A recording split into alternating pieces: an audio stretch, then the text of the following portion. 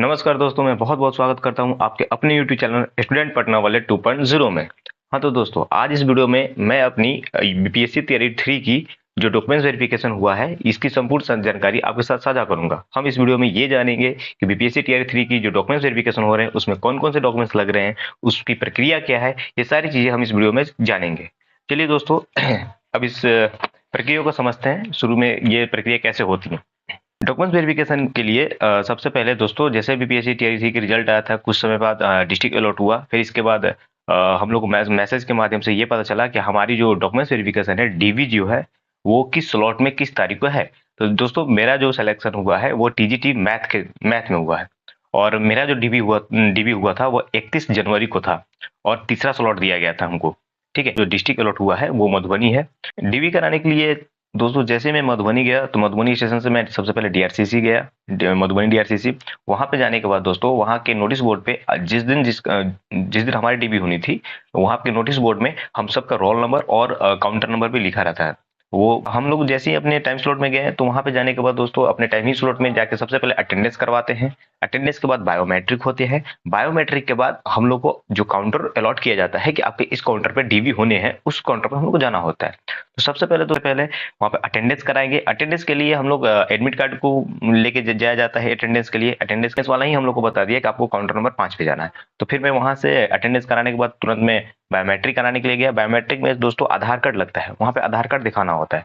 हम अपने आधार कार्ड को दिखा के फिर वहां से बायोमेट्रिक जैसे ही हम लोग को हुआ, फिर हम काउंटर नंबर 5 पे चले गए जो हमें अलॉट हुआ था। तो उस काउंटर नंबर पर जाने के बाद दोस्तों, तो जब मेरा नंबर आया तो सबसे पहले वो लोग मोबाइल नंबर मांगते हैं। मोबाइल नंबर हम लोग दिए। मोबाइल नंबर देने के बाद वो हमारे आधार कार्ड को वेरिफिकेशन के लिए मोबाइल नंबर देते हैं दोस्तों। तो उस पे हम पे ओटीपी आता है। जैसे ही वो हम अपना ओटीपी उनको दिखाते हैं तो वो ओटीपी के थ्रू हमारा जो आईडी है वो ओपन होता है।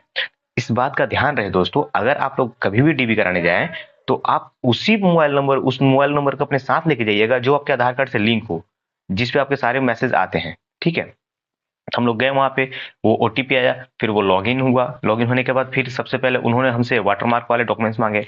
तो मैं क्या किया था दोस्तों, मैंने वाटरमार्क का डॉक्यूमेंट, जितने भी मेरे वाटरमार्क डॉक्यूमेंट्स है, उसका मैं फोटोकॉपी निकाल के अलग एक ही फोटोकॉपी, मतलब निकाला तो 4 था लेकिन बस एक ही फोटोकॉपी हमसे वो लिए वाटरमार्क वाला। हमने वाटरमार्क का एक एक पूरा फोटोकॉपी मैंने एक जगह उसको कलेक्ट करके रखा हुआ था। और फिर एक जगह में क्या किया था कि जितने भी मेरे सर्टिफिकेट है, जैसे मैट्रिक का मार्कशीट उसका सर्टिफिकेट, फिर इंटर का मार्कशीट उसका सर्टिफिकेट, फिर आपका ग्रेजुएशन का मार्कशीट उसका सर्टिफिकेट, बीएड का मार्कशीट उसका सर्टिफिकेट, आपका अगर सर्टिफिकेट नहीं है तो प्रोविजनल भी चलेगा, फिर आपका एनसीएल, फिर आपका रेसिडेंशियल, फिर इसके बाद पैन कार्ड, फिर आधार कार्ड, फिर पासबुक, बैंक का जो पासबुक है वो, ये इत्यादि दोस्तों एक जगह फोटोकॉपी करके उसको कलेक्ट करके रख दिया था। एक बात का ध्यान रखेंगे दोस्तों, बहुत से लोग अलग अलग डीआरसीसी पे थोड़े थे, कुछ अलग अलग चीजें हो रही थी। जैसे क्या हुआ था हमारे साथ दोस्तों, हम क्या किए थे कि ये दो तरह के फाइल लेके गए थे, एक कूट वाला और एक ट्रांसपेरेंट। ये दो फाइल लेके गए थे, बट हमारे से ये कोई फाइल हमसे लिया नहीं गया। वो लोग सीधी सी बात है, अगर ये फाइल में देते भी थे तो ये फाइल से यहाँ से निकाल के वो लोग फाइल को नीचे रख देते थे, वो अपना फाइल में उसको कलेक्ट करके रख देते थे। लेकिन क्या करना है दोस्तों, सीधी बात है, तो हम लोग के साथ फाइल नहीं लिए, तो हमने क्या किया, जो वो फोटोकॉपी जो भी डॉक्यूमेंट्स का वो डिमांड किए, हमने उनको निकाल के दे दिया। अपना फाइल अपने पास रख लिया, उनके पास खुद वो फाइल था। याद रखेंगे दोस्तों, आप कभी भी डीबी कराने जाए तो जितने भी डॉक्यूमेंट्स हैं, जितने भी डॉक्यूमेंट्स आप दे रहे हैं, जो फोटोकॉपी है आपके पास, उस पर सेल्फ अटेस्टेड करना होता है दोस्तों। सेल्फ अटेस्टेड करके अपना साइन लिखिए। सेल्फ अटेस्टेड लिखकर नीचे में कहीं भी अगर जो खाली जगह रहता है, किसी भी डॉक्यूमेंट्स को फोटोकॉपी के नीचे में जो खाली जगह रहता है, वहीं पे सेल्फ अटेस्टेड लिखना है। फिर अपना साइन करना है, फिर उस दिन का डेट डालना है। सारे पेपर पे, सारे डॉक्यूमेंट्स पे आपको कर देना है वो। ठीक है, आधार कार्ड से लेके पैन कार्ड जितने भी है सब पे कर देना है। 2 कॉपी रखना है दोस्तों। एक कॉपी में क्या करना है, एक वाटरमार्क वाला और एक बिना वाटरमार्क वाला, ये 2 फोटोकॉपी रख लिया हम लोग। ठीक है, इसके साथ दोस्तों क्या होता है कि इसके साथ 2 और एक्स्ट्रा पेपर लेके जाना होता है। एक पेपर में क्या होता है, उसमें आपका इंट्रो रहता है, वो इस टाइप का रहता है दोस्तों। ये इस टाइप का आपको दिख नहीं रहा होगा दोस्तों, आपको उल्टा दिख रहा होगा। ये इंट्रो टाइप का रहता है, जैसे मतलब आपकी पूरी इसमें जानकारी रहती है। जानकारी में क्या रहता है दोस्तों, यहाँ पे बीपीएससी टीआरई 3 लिखा होगा, एडवर्टाइजमेंट नंबर लिखा होगा 22/20/24 लिखा रहता है। यहाँ पे एजुकेशन डिपार्टमेंट है, यहाँ पे दोनों का लोगो रहेगा, एजुकेशन डिपार्टमेंट का लोगो रहता है। फिर यहाँ पे डीवी डेट, फिर आपका स्लॉट टाइमिंग रहेगा, फिर नेम रहेगा, सन ऑफ रहेगा, डीओबी रहेगा, रजिस्ट्रेशन नंबर रहेगा, रोल नंबर रहेगा, जॉब पोस्ट रहेगी, आधार कार्ड संख्या रहेगा, आपका mobile number, email ID, village, post, district, pin code और अलॉट डिस्ट्रिक्ट रहेगा। ये सारी चीज जानकारी रहती है। इसका आप 2 फोटोकॉपी निकलवा लीजिएगा पहले से ही, क्योंकि आप जैसे ही डीआरसीसी पहुंचेंगे दोस्तों, वहां पे जो फोटोकॉपी की दुकान है वो 10 रुपए लेते हैं एक फोटोकॉपी के। तो आप क्या कीजिएगा, ये पहले निकाल लीजिएगा। और एक चेकलिस्ट होता है दोस्तों, आपकी स्क्रीन पे दिख रहा होगा, वो जो चेकलिस्ट होता है दोस्तों, उसमें वो चेकलिस्ट में ये रहता है कि आपने जितने भी डॉक्यूमेंट्स दिए हुए हैं उसमें सब में टिक करना होता है कि आपने 10th का दिया है मार्कशीट या उसका सर्टिफिकेट, उसमें टिक कर दीजिएगा। आप ग्रेजुएशन का जो मार्कशीट सर्टिफिकेट दिए उसमें टिक कर दीजिएगा। और आपका बीएड का जो है उसमें टिक कीजिएगा, आपका एस्टेट का है उसमें जो टिक कर दीजिएगा। ये सारी चीजें, पैन कार्ड, बैंक पासबुक, ये सारी चीजें में आपको टिक करके देना होता है, ठीक है। तो वो जो चेकलिस्ट होता है वो दोस्तों आपको 2 लगेंगे, आप लेकिन 3 करा के रख लीजिएगा। जितना भी आप फोटोकॉपी करेगा एक्स्ट्रा ही करा के रखिएगा, ठीक है। और जो इंट्रोडक्शन वाला जो बोल रहे हैं इस टाइप का है, जो आपकी स्क्रीन पर भी चल रहा है, इसको भी आप 2 ही रखिएगा, ठीक है। इसको फिल करके रख लीजिएगा। मैंने क्या किया था, मैंने इसमें तो इस पे चिपका दिया था, वो तो खैर लिए नहीं, फिर हमसे फिर एक्स्ट्रा मंगा के वो लोग लिए, ठीक है। तो ये सारी चीजें होती हैं। तो फिर जैसे ही वाटरमार्क उन्होंने ले लिया, वाटरमार्क लेने के बाद सब पे सेल्फ अटेस्ट कर दिए थे, वाटरमार्क ले लिए वाले डॉक्यूमेंट्स। फिर इसके बाद उन्होंने सर्टिफिकेट मांगा, फोटोकॉपी, जो जितने मेरे सर्टिफिकेट थे उन सारे सर्टिफिकेट के मैंने फोटोकॉपी दे दिया। और 3 फोटो मांगे हमसे, मैंने 3 फोटो भी दे दिया। फिर इसके बाद क्या होता है दोस्तों, फिर इसके बाद होता है कि अब जैसे डीबी आपकी हो जाती है, तो फिर इसके बाद वो लोग मिलाएंगे, आपका ओरिजिनल डॉक्यूमेंट्स मांगेंगे, ओरिजिनल सर्टिफिकेट मांगेंगे। वो लेंगे नहीं, बस देखेंगे ओरिजिनल। तो आप ओरिजिनल जैसे जैसे वो मांगेंगे, एक एक करके मांगेंगे। तो ओरिजिनल उसी का मांगते हैं जो आपने अपलोड किया हुआ है वहां पे, मतलब जिस पे आप वाटरमार्क मिलता है ना, जो अपलोड किए हैं, तो वही वाला डॉक्यूमेंट वो ओरिजिनल आपसे मांगेंगे देखने के लिए।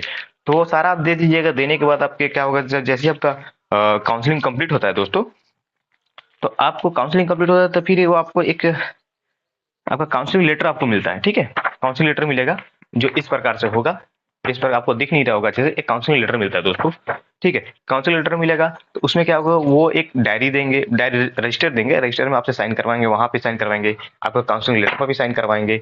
फिर इसके बाद इस लेटर पर भी बहुत से लोगों का साइन रहता है, जैसे बीईओ का रहता है साइन, एपीओ का साइन रहता है, ये सारे साइन रहता है, ठीक है। तो ये सब होने के बाद यहाँ पे फाउंड करेक्ट हो जाएगा, सारा डॉक्यूमेंट वेरिफिकेशन हो जाएगा, आपको ये काउंसलिंग लेटर मिल जाएगा। मिलने के बाद जैसे ही आपको मिल जाता है तो आपकी डीबी कंप्लीट हो जाती है दोस्तों। तो ऐसा ही मेरे साथ हुआ, हमें कोई डाउटफुल में, हमें मेरा कोई सर्टिफिकेट ऐसा कुछ नहीं था जिससे डाउटफुल में डाला जाए। ये सब चीज़ मेरा अच्छे से हो गया। और बस यही यही प्रक्रिया थी। होने के बाद काफ़ी खुशी हुई दोस्तों। हाँ, एक बात याद रखिएगा, आप लोग को काउंसलिंग लेटर मिलेगा ना, तो अगर यहाँ पे कोई सिग्नेचर अगर किसी अधिकारी का छूटा रहेगा तो एक बार आप देख लीजिएगा, और उनको याद भी रहेगा सर यहाँ पे एक सिग्नेचर छूटा हुआ, तो वो लोग उस चीज़ को थोड़ा देख लेंगे, ठीक है। या फिर आपको कुछ बताएंगे कि नहीं यहाँ पे इसके यहाँ पे नहीं है तो कोई दिक्कत नहीं है, ऐसा कुछ आपको बता देंगे, लेकिन आप लोग को याद दिला दीजिएगा अगर सिग्नेचर नहीं हुआ तो, ठीक है दोस्तों। एक बात और रखिएगा, ध्यान रखिएगा दोस्तों, अगर आप डीबी करा रहे हैं, डीबी कराने में अगर आपके सर्टिफिकेट में कुछ त्रुटियां हैं, तो अगर सामने वाला जो आपका डीबी चेक कर रहा है, अगर वो उस त्रुटि को पकड़ा तो ठीक है, आप अपडेट दिखा दीजिएगा। अगर आप पहले से अपडेट करा कर रखे हैं, अगर वो नहीं पकड़ रहा है तो आपको दिखाना नहीं है। राजा हरिश्चंद्र नहीं बनना है दोस्तों, सीधी सी बात है। अपना डीबी कराइए, बस डीबी जैसे कंप्लीट होता है अपना डीबी लेके चल जाइए, ठीक है। अपना काम कराना है, बस निकल जाना है, ठीक है दोस्तों। तो ये हमारा दोस्तों यूट्यूब पे ऐसा पहला वीडियो है जो मैं अपने रिलेटेड ऐसा वीडियो डाला हूँ। शॉर्ट वीडियो तो हो है 2-3, तो उस खैर ये यूट्यूब पे मेरा पहला शुरुआत है दोस्तों, देखते हैं कहाँ तक जाते हैं आगे। आप लोग का साथ रहा तो बहुत आगे निकलेंगे, फिर भी देखते हैं दोस्तों। चलिए दोस्तों, आज की वीडियो में इतना ही जानकारी, और भी हम वीडियो बनाएंगे अपने ट्रेनिंग से रिलेटेड। तो अभी ट्रेनिंग का डेट अभी दिया नहीं है, जैसे ही कुछ होता है दोस्तों मैं सारी चीज़ें आपको ऐसे इन्फॉर्म करता रहूँगा। आप भी मेरे साथ जुड़े रहिए। अगर आपको अच्छा लगता है तो इसमें कुछ कमेंट कीजिए। अगर इस वीडियो में और भी कुछ सुधार की ज़रूरत है तो आप हमें प्लीज़ गाइड कीजिए दोस्तों। ये मेरा पहला वीडियो है यूट्यूब पे। धन्यवाद दोस्तों, आप लोगों का बहुत बहुत शुक्रिया।